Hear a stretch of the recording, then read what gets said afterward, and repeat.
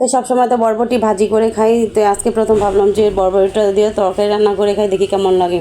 তো প্রথমে চুলা একটা কড়াই বসিয়ে দিলাম, বসিয়ে সয়াবিন তেল পরিমাণ মতো সয়াবিন তেল দিয়ে পেঁয়াজ দিয়ে দিলাম। পেঁয়াজটা যখন ভাজা হয়ে আসে তখন মশলা কষানোর জন্য পানি দিয়ে লবণ, হলুদের গুঁড়ো, মরিচের গুঁড়ো, জিরা বাটা দিয়ে দিলাম। তো জিরা বাটাটা আমার কাছে তরকারিতে খেতে খুবই ভালো লাগে জিরা গুঁড়ার থেকে। তো দিয়ে কেটে ধুয়ে রাখা বরবটি আলু দিয়ে একটু নেড়েচেড়ে ঢাকনা দিয়ে ঢেকে কিছুক্ষণ কষিয়ে নিব। তো বরবটি আমার খুবই পছন্দের একটা সবজি। বরবটি যেমন ভাজিও মজা লাগে, এমন তরকারিটা খেতে কিন্তু অসম্ভব মজা হয়েছে।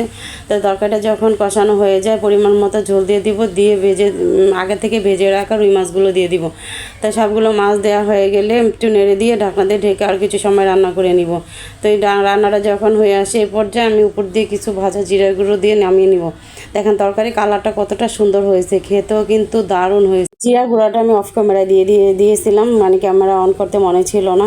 তা আমার মতো এভাবে কে কে আর মাছ দিয়ে বরবটি রান্না করে খেয়েছেন কমেন্ট করে জানাবেন। তা আমার রান্নাটা আপনাদের কাছে যদি ভালো লেগে থাকে একটা লাইক, কমেন্ট, শেয়ার দিয়ে পাশে থাকবেন। আল্লাহ হাফিজ।